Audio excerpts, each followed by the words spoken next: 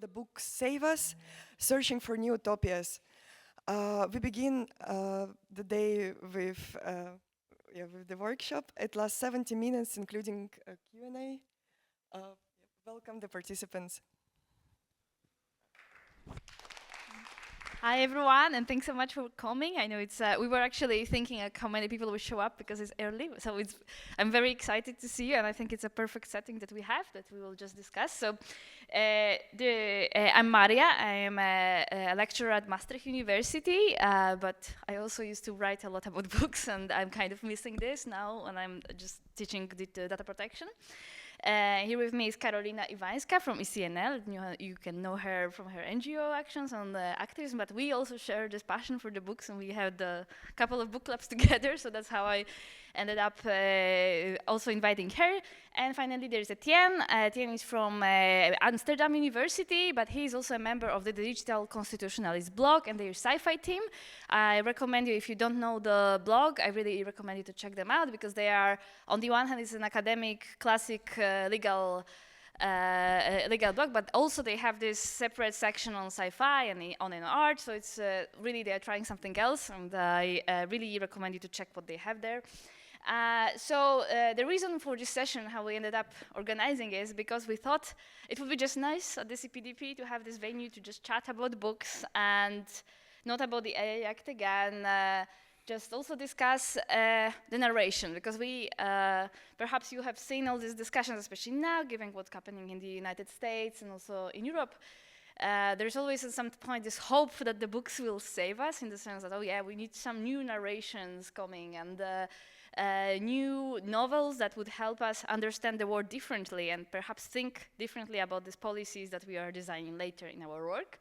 So that was the first idea. And another idea that was also building this was also seeing how other books, or let's say other people are reading the books. And here by other people, I mean particular people like Elon Musk or Mark Zuckerberg, that are just, you know, we have a lot of sci-fi enthusiasts there among them, and clearly with certain vision of how to read these books and how to use them in their, the way they approach the world and themselves in this world, perhaps. So this is what we wanted to discuss with you today, and it's just a chill session where you can just talk and raise your opinions anytime you want. And the way we thought we can go through, we start first with, yeah, there is a click. Yeah. Where's the click? The green button. Oh, okay. So first, we will have the game that will, Etienne will just to. That's a mystery for me. This. Okay, Etienne, that's for you. So the way we plan this, we will first start with this warm-up session run by Etienne, and then we will do some of the role play, and I will explain it more in the minutes, and we will have two tasks for you to discuss later. So I will just present them later, and now please, Etienne, let's start with this little guessing game. Yeah, thank you. We'll show the quote on the screen, and then you can raise your hands, and we'll see like what how clear it is who the quote should be ascribed to.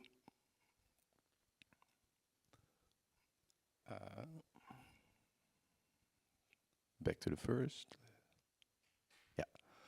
Okay, I'll read it out loud. You can also read it yourself. Anyway, humans will be obsolete as economic units within a couple more decades. All I want to do now is make everybody rich beyond their wildest dreams before that happens. So is this from a sci-fi book, or is this a quote from a tech billionaire? First, raise your hands for a sci-fi quote. I see one hand. Hand is down. Yeah, hand is up. Okay, so the rest thinks this is, yeah. Okay, well, actually, this is from a sci-fi book. This from Accelerando. It's a book by Charles Stross, and we'll get some more quotes by that writer afterwards. And this is by a specific character within that book. And this book is, in short, about reaching singularity, the point where people have become obsolete, not only maybe as economic units, but just as a humanity, because AI takes over everything, at least every like practical challenge in life. But more on that later. We'll go on to the next quote. Okay, this is a bit longer, but I'll try and read quickly. Death is abolished, life is triumphant. 1,000 ideologies flower, human nature adapted, necessary, aware necessary to make this possible. Ecologies of thought are forming in a Cambrian explosion of ideas. The solar system is finally rising to consciousness. And mind is no longer restricted to the mere kilotons of grey fatty meat harbored in fragile human skulls. What do we say? Is this sci-fi book or tech billionaire? First for a sci-fi book. Okay, for tech lord. What do you think? How could this be? Who would this be if it's a tech lord? Yeah, good point. You didn't raise your hand for a sci-fi book. Yeah. Yeah, definitely. Yeah, are they this smart actually? And who would it be? Maybe if it's a. Do you have any association? Bezos, maybe Bezos. Okay. Well, again, this is also from a book. I mean, yeah, it will be. It's kind of obvious that it's from a book, but I get the challenge, and maybe it's from a tech lord. And this is from the same book as I just mentioned, and Accelerando, Charles Stross. But we'll get into that later. There's a few more quotes, maybe even this upcoming one, but let's see. To paraphrase a manifesto of a different time and place, beauty exists only in struggle. There is no masterpiece that is not an aggressive character. Technology must be a violent assault on the forces to the unknown, to force them to bow before man.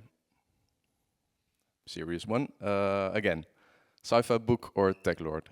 First, sci-fi book. Okay, about half of the group, maybe even more. Or maybe tech billionaire. Who thinks tech billionaire? Okay, yeah, this is more split. So I think this is a more difficult one, and it doesn't show. Okay, then we'll go back. Unfortunately, this is a real quote from Mark Andreessen. You might know him. He's a tech investor involved with the Trump ministry and kind of functions as an architect of the investment plans. And he's one of the thinkers there. So if you see this is the level of thinking. Doesn't look like any good, and it's from he wrote a tech manifesto in 2023, and this is one part of it, which is very villain-like, and it even is based on a manifesto, the Futurist Manifesto from 1909, I believe, from Marinetti, who was a futurist thinker and artist and poet. And he, a few years later, also wrote a fascist manifesto, which has really the most, of course, horrendous ideas. And so Mark Andreessen was really just consciously quoting from this fascist thinker, which is perhaps not surprising, but it kind of still surprised me. Okay, so that was it for that part. Thank you. Okay, because so the goal of that first part was also to see how people think or talk about technologies, and it was interesting for me to see how many of you were assuming like tech bros when there was actually a writer, even if this book was saying the most horrendous things. So now we have a task for you. So from this moment on, you are supposed to choose one role, and I think we have 10 people in the room for the groups, yes? So we can form 2 groups. So the goal is in each group, everyone will play a different role. So choose carefully. So we need 2 tech bro billionaires. Who wants to be that one? Anyone feels like it? That's okay. You don't need to express these views. You can also. Otherwise, we have one tech bro and the second one. Good. Luddite skeptic. So someone who is completely anti any technology. Okay, we have one and the second. Good, so you will be in the separate groups. And eco-futurist, so someone who believes in tech, but the one that serves humanity and talks about focuses on degrowth and rewilding. Okay, we have one, and who would like to be the second? Here we have, okay, so we have, and we have 2 more people, so please, welcome. We are now then bureaucratic realists, so someone from the EU policies right from this conference who would like to be focused on legislation and policy drafting. Okay, we have one person, and Katie, thank you. And finally, survivors from the near future. So last 2 people who didn't choose any role, yes, and yeah, thank you. And is anyone from without a role? I think you all, both of you. So we are now, we just started, so you didn't miss anything. We are now asking you which future are you from, and it does not need to reflect your own views. We will be dividing each other into two groups. So you will be in separate groups already. Because we just divided yourself. So, but you can choose who you would like to be while we will be doing the role play. A rogue tech bros that are let's say, very enthusiastic about any technological development, Luddite skeptics, ecofuturists, bureaucratic realists, or survivors from the near future. Okay. Okay, good. Which group wants to have two tech bros, and which group wants to have ecofuturists? Okay, I would say I remember there was Carmen as a you just remember how you were in the setups. Okay, so one group will have two tech bros and one group will have two ecofuturists, and this is how I will differentiate you between. Good. So now, before we will split into the group work, we have one more thing we wanted to show you, just maybe to give a gist on how this may work out in practice. This is bad slide, so next one. Yeah. Okay, so we wanted to discuss now with you 3 books that we thought are good examples on how different people can read the books differently, and sort of the books that were supposed to be a warning ended up being an instruction, and on purpose. So not only someone clearly taking inspiration from the books and just misreading them completely, or maybe reading them not in the way we were supposed to read it. So we have 3 examples, also kind of the gist of what only happened. And then we will show you 2 prompts. There will be 4 prompts you can choose the books from that are more coming from different cultures other than this US-dominated sci-fi world, that are suggesting different stories, and we will discuss them. Okay, so I think, Etienne, you can have a go on that one. Yeah. Thank you. Yeah, first one, Snow Crash. Mostly known, infamous by now for inspiring Mark Zuckerberg to create the metaverse, which has pretty much failed as of now, we can safely say. But this book actually, it's from the 90s by Neil Stephenson, and it coined the term metaverse. Such like there were some ideas, virtual reality ideas, but this book was the first to really create this whole new online environment where people had avatars, and also that term for like your virtual persona and avatar. He also coined that term, and this book was also really more written as a dystopia where there's like a whole networked state. Everything is franchised, so you have a lot of big companies who are more powerful than governments, which is sometimes it seems like we're heading there, or sometimes in some regards already are there. And it takes place in the US, and there's still a US government, but it's completely like in the margins. And somewhere near the end of the book, then some guy walks into a shop and people are like, who's this guy? And it turns out he's the president of the United States. So this is really like the amount of power that the government still have. And you follow a pizza delivery courier, and he is also a programmer, and he's quite successful in the metaverse, but this is like really like an environment which reinforces like class division, and people who are more wealthy, they have like a real appearance, a real persona in the metaverse, and people who aren't there are just like this black and white characters or just the stock character. So really the whole story kind of is also an allegory to just already the society by then, and then this is even reinforced in the metaverse, and people are disconnected, and it's just really a big shit show actually. But Mark Zuckerberg saw this and thought, let's try and recreate this, because this is where we want to head as a society. So that's I mean he's been known for reading this book and being a big fan of it, and talked about it quite often. And then other inspiration, which it isn't clear that it was direct inspiration from this book, but there are now some states that are being built. For example, you have Prospera, which is backed by tech investors like Peter Thiel, and you have a new one, Praxis, where Sam Altman is involved. And this is also this idea that you build a new community and are completely detached from any regulation and government interference. which kind of is already present in this book, and here it's shown as something that you would not really desire, but there of course are big tech investors who would like such a thing, and then there's librarian is has a very big role in the book, and it's kind of, you could see it as a sort of an LLM or like a ChatGPT that helps with finding knowledge, and is also kind of was visionary in that time, sort of, but let's not get into that too deep because we still have 2 more books to present. You can change the slide, I think you have that. Yeah, the next one is Dune, and actually, how many people read the Dune or watched the movie? Yeah, I actually was very hesitant up to today's morning whether to talk about the Dune or The Foundation by Isaac Asimov, because these 2 books are, I think, the fundamentals misunderstood, or the books that inspired many tech optimists as well as tech skeptics, and I find this super fascinating. Elon Musk loves this book, so I'm not going to explain the premise since many of you read it, but as you know, it's like once you read it, it's clear that it's this cautionary tale that is a kind of against this charismatic leader, the risks of planning in the long term, and the technology and religion, colonialism that are big topics there.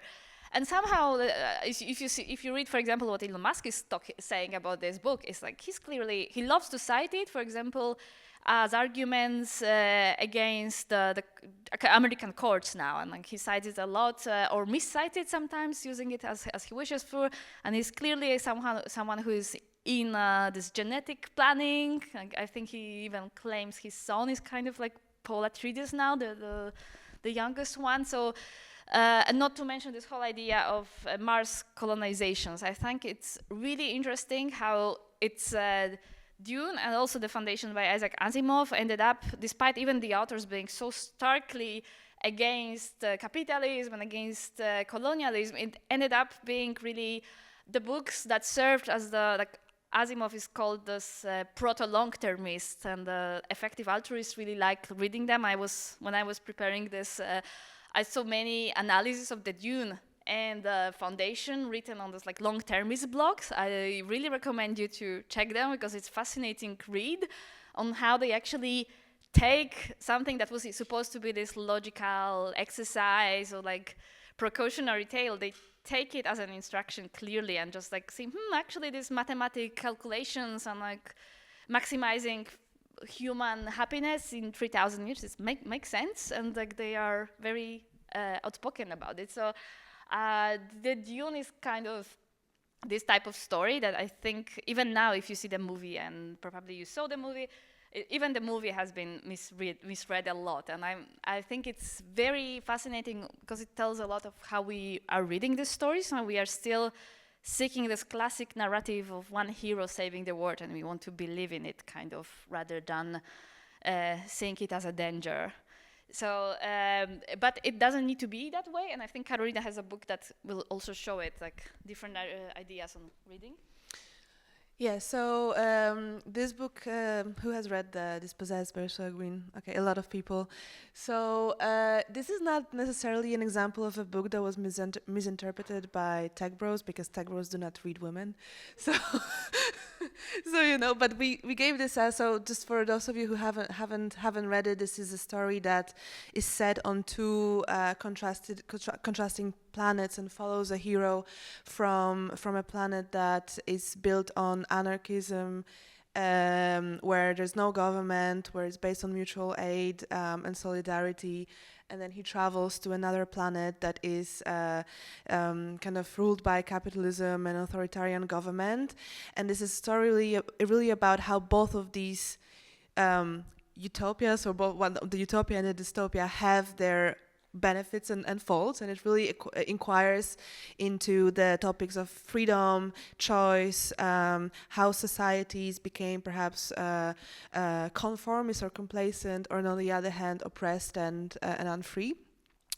But in what we also wanted to bring here is a sort of I think it was Ursula Guin's intervention in a panel discussion that she then published in 1985, where she contrasted her perspective on science fiction versus that really is about sort of interrogating ourselves and societies, and rather than thinking about predicting the future, it's really looking at the future as something that interrogates our approaches as society, contrasted to the imperialistic kind of science fiction. She calls it that. Where space and future are synonymous, and where space are the places that we are going to invade, colonize, submit to our will. So in her opinion, science fiction was supposed to warn us kind of against that. And when we forget about this mirror that science fiction is supposed to be towards our society, we get this megalomania, and that instead of being fiction, it is prediction. And so that's what she, back in the day criticized. It's very, I think, up to date now, that the billionaires and the tech bros are looking towards science fiction as something that, very literal ideas for the future. And here I really like the last second of sentence, that instead of being fiction, it's prediction, and the Pentagon and the White House begin to believe it, and we get true believers conquering the future by means of SDI. And she was referring to a different time and different person, but she was inadvertently also very, we can, I think, relate to this particular quote right now. I bring it back to Maria, and we start our exercise. Okay, we have a couple people that joined us, so we are now, let's arrange ourselves in these groups. I think, we will need to move around a bit around the room, so I need the two tech bros to step up together. Okay. 3 tech. So there is a group that will have 2 tech bros. So it's so one group will stay with you, and I'm sorry, I don't know your name, so we can. You are not. Okay. So one group will have 2 tech bros. Okay. So this is one group, and another group will have 2 ecofuturists. Good. So now I need these 2 Luddites that were here. Like, can you just show me? Okay, so you can join you, and another Luddite joins the tech bros. Okay, ecofuturists. Who were they? You are, yeah. Okay, sorry, true. Bureaucratic realists. Yes, so one bureaucratic realist joined the ecofuturists, and one joins the tech bros group, and survivors from the near future. Again, like one of you joins this group, and then we have 2 people, I think, or 3 that joined. So Pavel, you need to choose your role, but Tech Bros is already taken, and Ecofuturist. So you can also, which would you like to be, a Luddite in this game, or bureaucratic realist, or so? Okay, well, please, you can join this group, and then who else? Who doesn't have the role? I think. We can also. Okay, you can be the. Definitely. Yeah, so you can just join them as well. And anyone else without the role? Who is our tech role? I can come back with you. Yeah. Okay. I think good. So it's like. Okay, I think we're good. Yeah. And now the task. So we have 2 prompts. You can choose which one you want. These are. I choose one of these. Yeah. Okay. And here, this one is for you. So you have 2 prompts on this side. If you have time, you can discuss both, but you can also just choose one. And as I said before, these are just different stories. Let's say lesser known. There are also one that is very well known as well, but less discussed. And the role is to stay in your roles of who are you, and we will put them also in the slides just so you remember what you are supposed to advocate. And you are supposed now to discuss these little prompts, asking yourself these questions. What's the real takeaway from the story? What problem or fear does it raise? And finally, what kind of future would it create? But remember, you are in your roles. So you can have different conclusions from the same stories. And so choose one and discuss, and later we will debrief, and we'll also discuss it outside. And you will have now, I think, 15 minutes. Let's make it 15 minutes, 20 minutes if you need it, but let's start. Yeah, so 20 minutes or less if you find it, but okay. You have a survive. You have everyone. Okay. Yeah.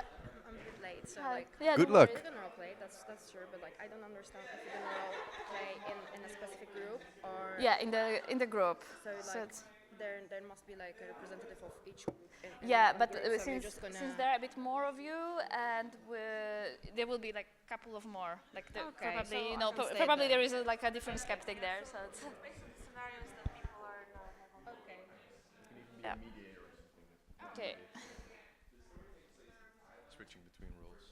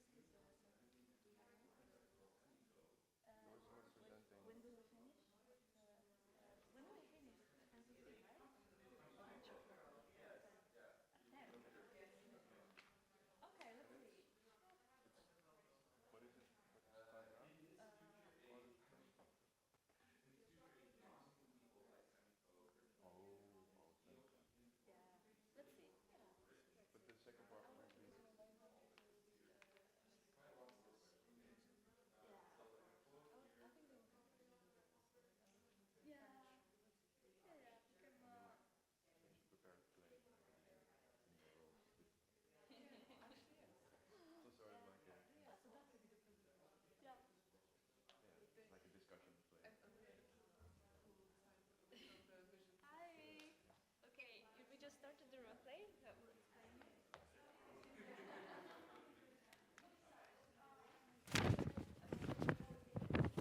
Okay. So we are discussing the book prompts, and you are supposed to be in a role. There's Gloria here as well. Okay, so can you put Gloria in the? Let's maybe switch the slides because they have it on the. Okay. So maybe. Yeah, let's maybe put it because I think we have like online. Okay.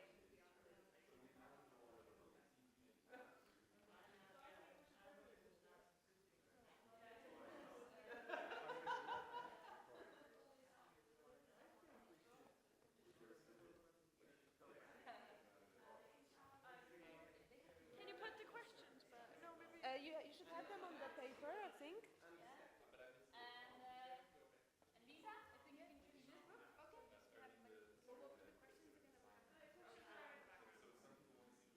Oh, we'll read through again. But we will take away from the story.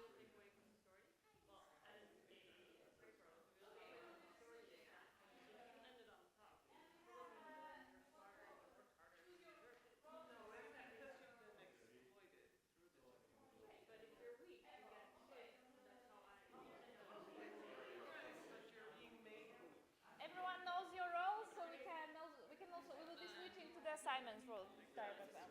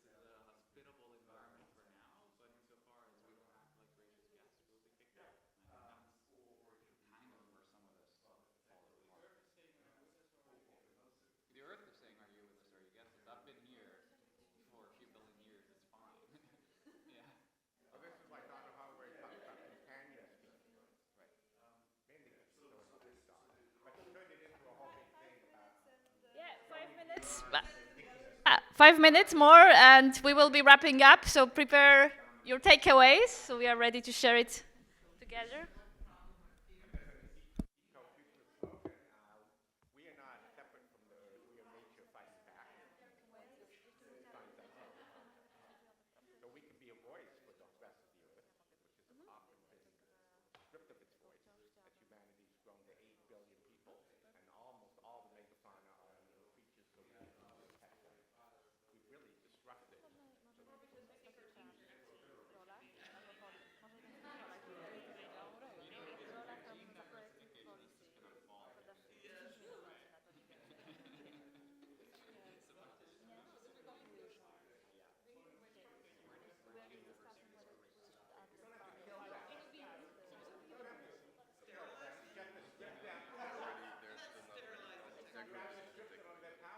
power comes from the bureaucratic and governmental institution, from the lies we are told, like Ursula K about back in the Middle Ages, everyone thought feudalism was natural.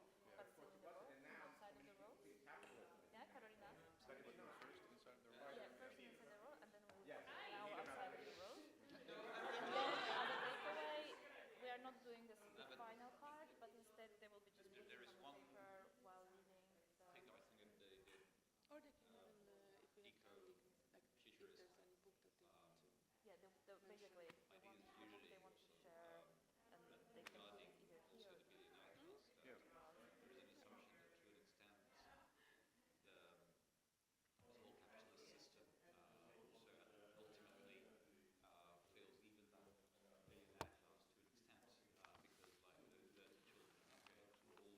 probably one paper.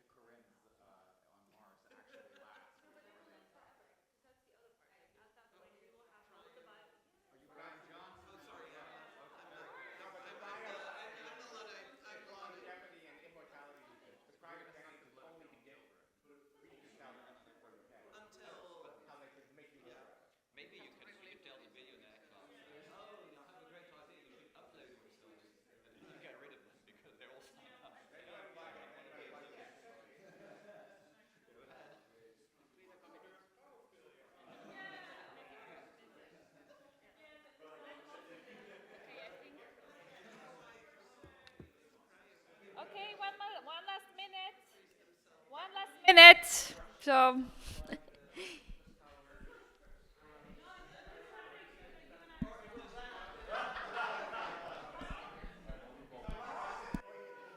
I've forgotten that see before you finish, and the Dispossessed came about. The photo they were given all kinds of favorite in the States. Next time we should do like the D&D campaign. I make all my Our campaign? Like the Dungeons and Dragons, where you like... like I didn't pay for Yeah. But I see the potential here. Start at night, start at 12 o'clock. Yeah. Rent out That's how this we room. solve the problem of AI actors. Let's wrap up. I know everyone is super into their roles, and you can stay in these roles as well now. But while we will be discussing it in the group, so you can maybe this group you can just move more closer to the others. And well, how did it go? Did you enjoy your discussions? Did you? Yeah. So now I was thinking that each of the group, and you can just maybe share what was the book you were discussing and briefly explain the premise, and also maybe share your takeaways, but the others can intervene and also can discuss and now comment on your findings. So still in the role, yeah, still in the roles, just to be clear. So well, if you like it, yes. You can take okay, good. So who wants to talk about here, this group? Who would like to present the discussion, the main takeaways, and what was the book? Okay.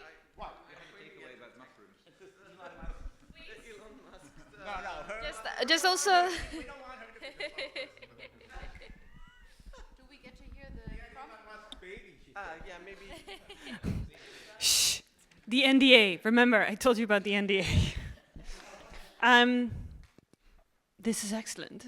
This is the world we're building. The book. Can you just tell what the book was? Oh, so the book is the book by Octavia Butler, The Parable of the Sower, which tells the story of America in 2024 that has gone through full collapse and is ruled by a white, very religious president. So not at all something we could imagine right now. And Octavia Butler in interviews has actually said, like, are you, how can you foresee this? Why do you think this is right? And a lot of people say now, like, oh, she could see into the future. But the answers that she gave at the time was like, no, this is just the logical end that we will go to if we continue on as we are going, and it's painfully true at the moment. The real takeaway from the story, me being a tech bro, is that this is just fine. We are currently in favor of building privatized cities and making sure that the labor there is all indented. Like, this is what we want. We like the fact that there is a drug called pyro that people get hooked on because it allows us to control them. And as we build more private capital, we are slowly setting our sights to Mars. And I will be taking my 12,000 kids with different wives, including some of whom work for me, and we will have a perfectly happy life there. So the kind of future that we are creating is the one that we're seeing right now across the pond, and that's excellent. Yeah, thank you. It's good that you are, at least someone is excited about it. But what about the others in the group? Well, I represent the ecofuturists, and by the end of the discussion, the ecofuturists, the survivor from the future, and the Luddites all agreed we need a revolution to get rid of the tech bros, and we cannot trust the bureaucrats who are owned by the tech bros, pretty much, who pays them. So this is an extrapolation of how things are now, and if we want a different future, we have to change how this one is organized. With the addition of having the question of what is the desirable future, that can also speak, for example, to the, is it now 600 children, I think, since 10 minutes ago, maybe? Like, yeah, it's like the stocks, you know, they, maybe sometimes it goes down as well, like there is a crash. But probably the inheritance and so forth will have to be divided. So at some point, it's important for evolution to be successful, that at least some of that ruling classes, maybe their offspring, gets this idea that there is something more desirable than the system they were born in, and which will ultimately fill them as well, I think. Perhaps. So you can give them their own planet like the Mormons do after you die, and you can have your own planet. That's the doctrine of Mormonism. Everyone gets a planet. Yeah, please, what do you want to And also members from the other group, you can now also intervene and comment on the ideas from this word, whether you like them or not. So I'm now a little bit stuck. Like, I don't want the current planet to be left to us without the technology, but also I'm against the technology to bring us to another planet. So I'm not sure. But I do think that all this technology is not helping us to a better future, and we should go back. Yeah, and maybe as a survivalist, one of the survivors from the future, one of the things is we are talking about solutions in the future, going back to the past, but people are being harmed at this moment. What are we going to do about that? And when are these people are getting a voice? That's one of the biggest problems that's really not being discussed. And what about the regulators? What was they They are being ignored. I think I struggle a little bit because in this world, I haven't read this book, but from this passage, there's not a lot of authority or government that exists. Like most of the communities seem quite separate, and the public goods seem mostly non-existent. So I didn't really know what angle to come at it to. Like more than we should need more police and we should fund it more and we should not do a revolution. So I just tried to stop everything the others were doing mostly. I think Gloria another regulator, wants to add something. I was a bit troubled because I thought we had a plan and that we will establish a committee and have some consultations. But then whatever I was not looking, and then they were like talking, the tech bro and this other colleague of mine, they were talking, blah, blah, blah. They say yes. So I don't know if really my plan is going to be followed or we are somehow influenced by these parallel conversations. It's a bit strange. Definitely also education campaign. There will be a good committee for the committee. Yeah. Yes. And some guidelines, definitely. The tech bro seems very happy about this plan. I'm not sure it's a good plan. Okay, so I'm just curious, maybe what type of revolution did you discuss the details already? But the eco-futurist was the most. I thought infecting everyone with the genetic that was a great that produces empathy. This is one of the viewpoint character in the book. She has more empathy than she can handle. And this is exactly what the tech bros need, and the bureaucrats. So that would be, it's a deus ex machina. It's not really going to happen. I mean, I'm an anarchist. I support the revolution, not just on Anaris. The great thing about the Dispossessed is it's about also a revolution in the anarchist planet against the anarchist system that doesn't have a government but has become stultifying. So you always need revolution. Many, many, many. That's a beautiful wrap of that. So that great takeaway. We need a revolution. Okay, thanks so much. That was the Parable of the Sower. So I don't know how many of you read this book, but I really recommend. It's a really beautiful story. And now we turn to the second group. I think this mic is more working. So who wants to start here? Which book did you talk about? And yep. Okay. So please take a mic. And which book was it? Can you just explain the premise?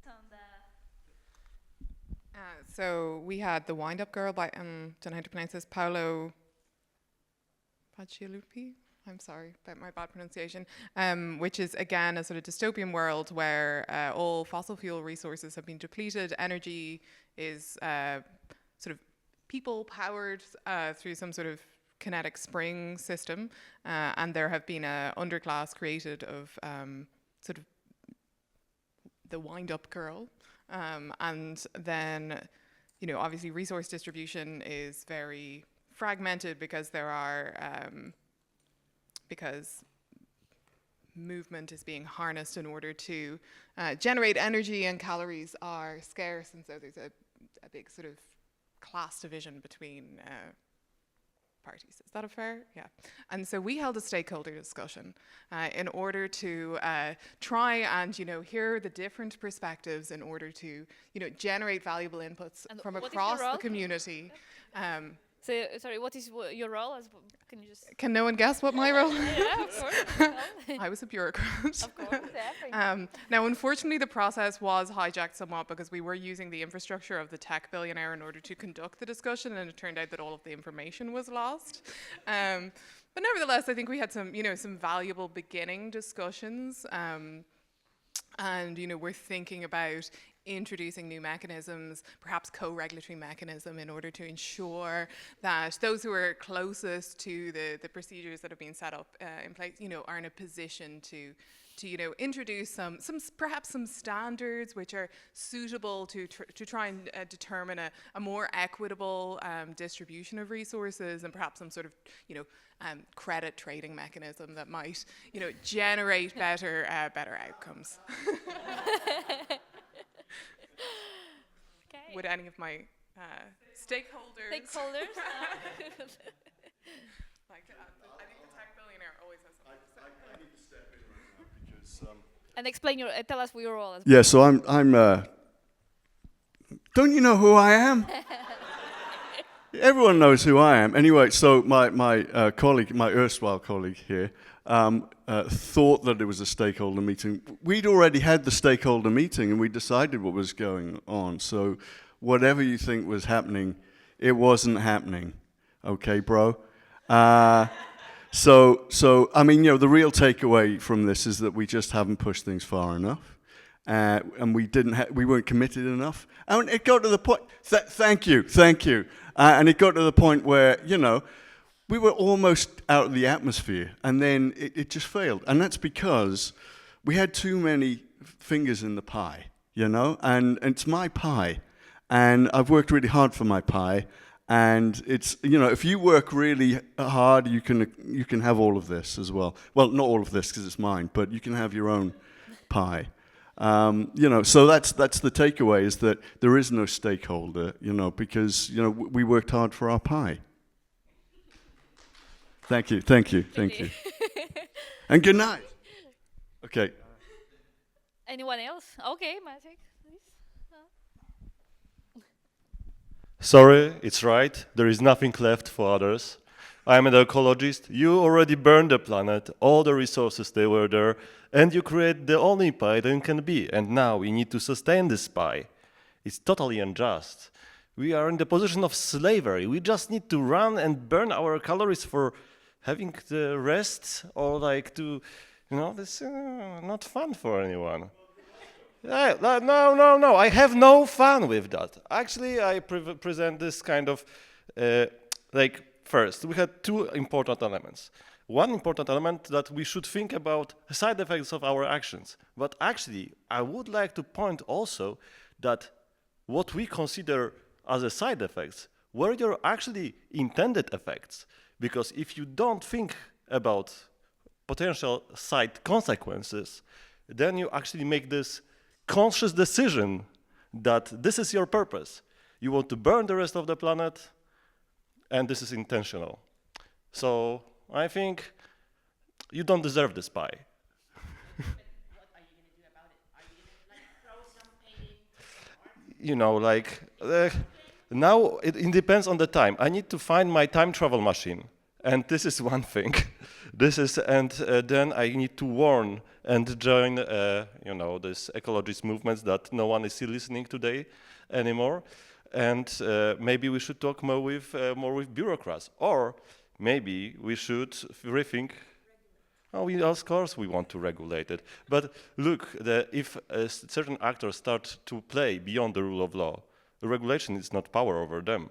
So we need to have some kind of political power, during this Barons' rebellion in UK in 13th century, that I can force this John the King to obey the rule of law. So we need to have this power in the past. I see. I like how you want to talk with the tech bros and regulators, but I was wondering about the voice of the survivors from the future. Who was this in your group?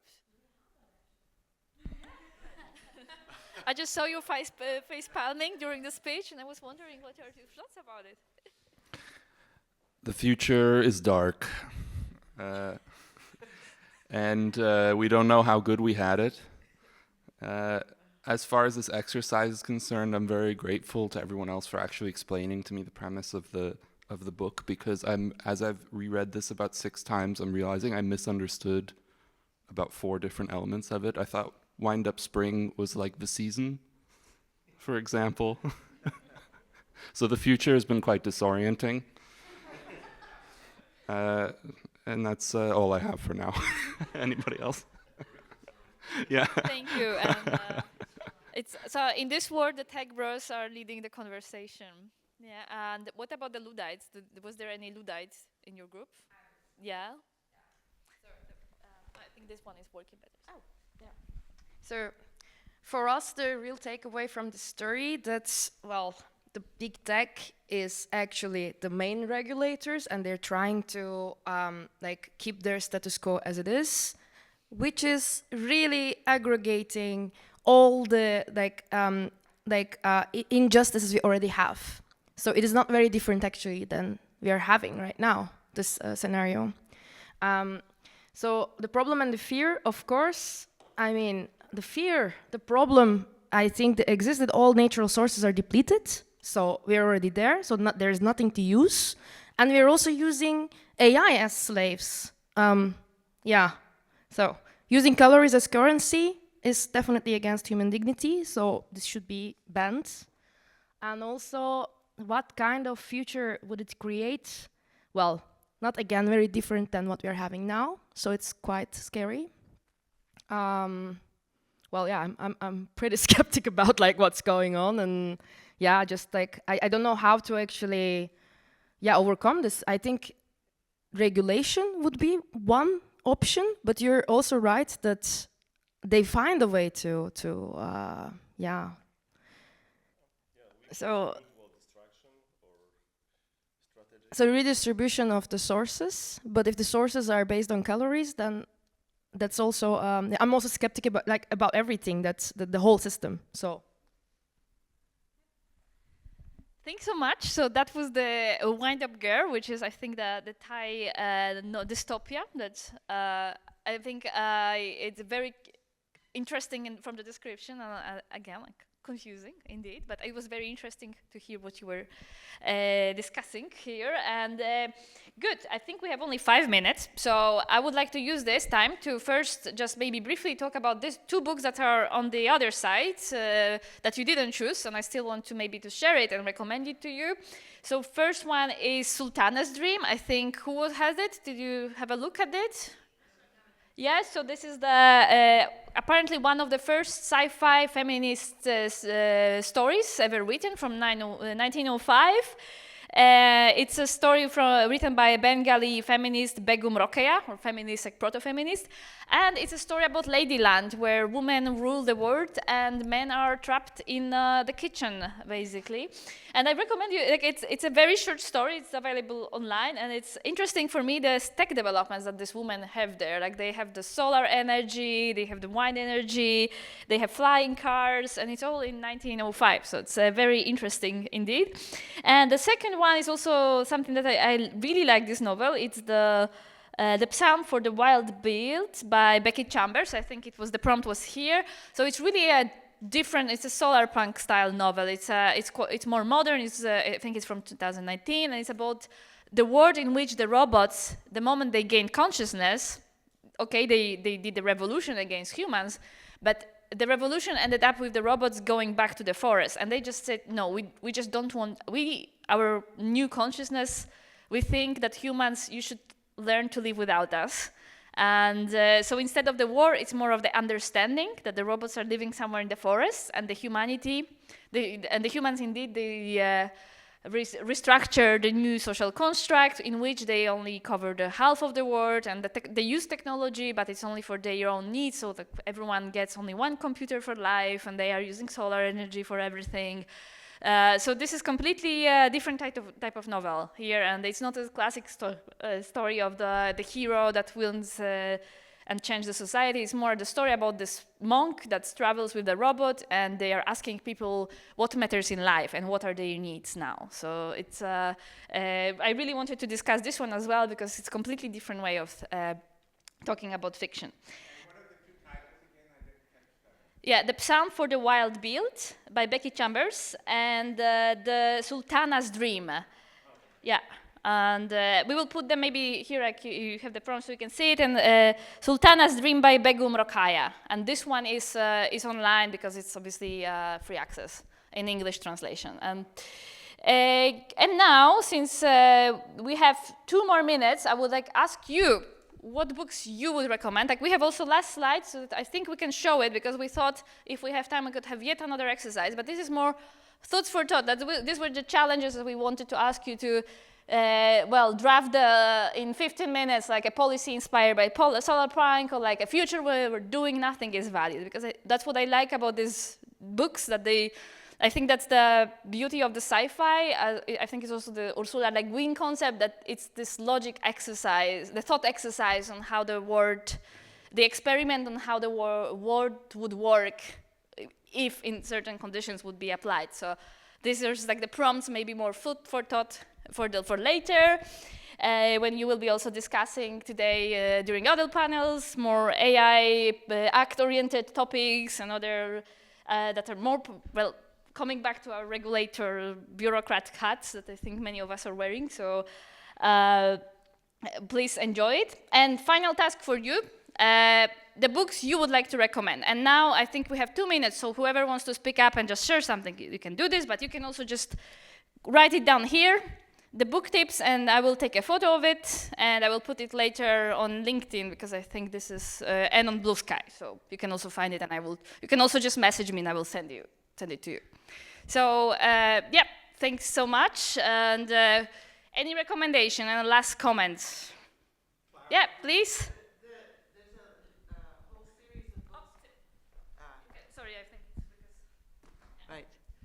There's a whole series of books by, I forgot the name, called the Vorkosigan Saga.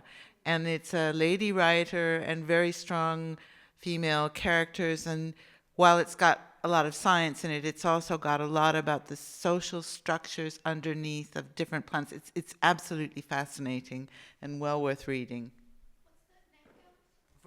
Vorkosigan Saga. So if you just Google, I will. Yeah, thanks so much. Anyone else? Okay.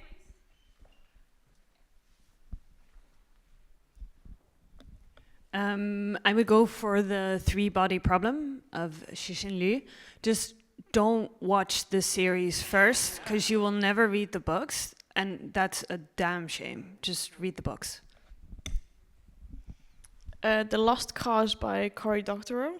It kind of reads a bit like a young adult novel at times, but the premise and the society it draws up gave me like a psychological and spiritual motivation to keep going that is still there. I hope this one is something that a lot of people here have read, but Yevgeny Zamyatin, We. It's written in, I think, 1923 or something, but quite a long while ago, but it reads like it's written today. And it's the inspiration for example, 1984, but it's more society-oriented, and what machines can do to society, or machines as oracles in society. It's fascinating, and it's one of the better ones, I think. I recommend The Fifth Sacred Thing by the witch Starhawk. It's a near-future science fiction about California. The Fifth Sacred Thing. It's by the witch Starhawk, if anyone's into Wicca. Also, Another Now by Yanis Varoufakis, which is mostly a manifesto for a new economic order that pretends to be a sci-fi book, but it does it so very well and also very motivating.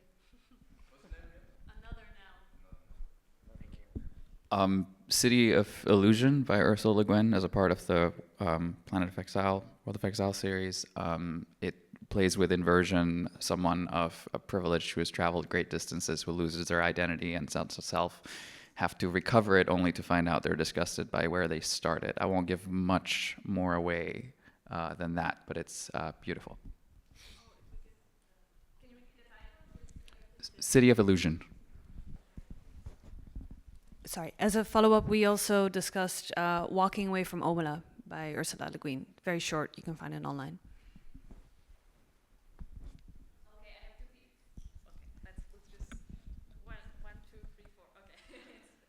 Yeah, it's not like so sci-fi, but it's also tech related. It's Clara and the Sun. It's really beautiful. I recommend.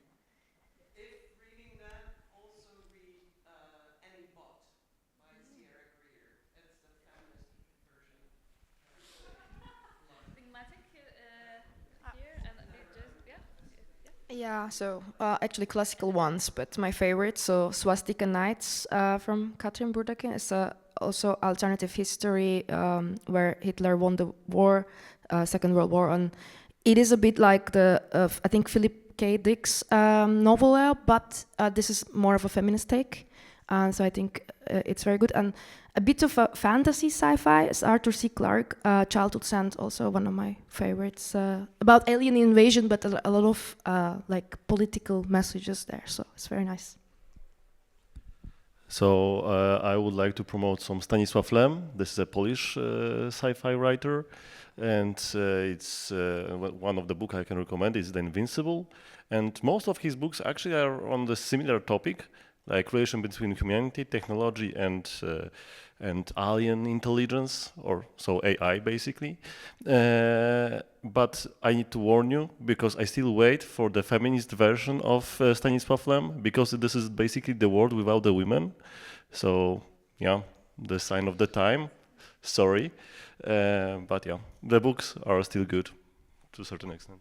Yeah, actually in Polish, but only in Polish, they publish book letters between Lem and Guin, where Guin scolds him for that. But it's only in Polish for now. So, okay. Yeah, mine is a classic, but The War of the Worlds from the end of the 19th century still is worth reading, I think. And the soundtrack of the podcast or is absolutely worth listening to as well. So, and it's a criticism on colonialism as well. I think it's a really good read. One that I'd recommend, it's not science fiction, it's non-fiction. It's The Anthropocene Unconscious by Mark Zuckerberg. And it features a case study on the Sharknado film series and is really fun to read. It's a tiny little book, but he covers a lot of ground, and it's a real fun read. But also, he manages to squeeze in lots of concepts and ideas and does it in a very accessible way. So. I've got one more that's a recent one. It's called The Venomous Lumpsucker. It is dystopian. It's by Ned Bowman, and it's pretty near future, but it's worth reading. It's a bit depressing, but it's still worth reading. Okay, thanks so much. We have now, like I always have, like getting book recommendations for people because it's just so much more things to read.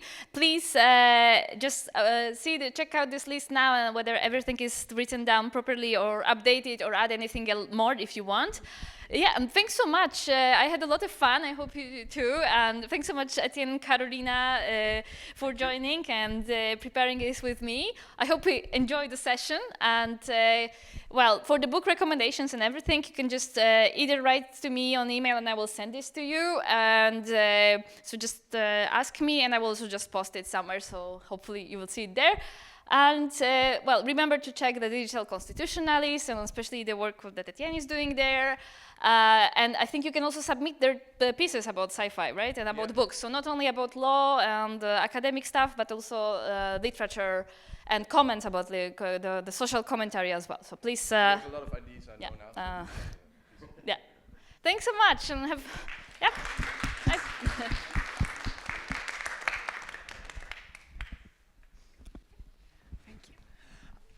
If anybody wants to find a copy of a Psalm for the Wild Build, there is one copy downstairs. So then there is no more.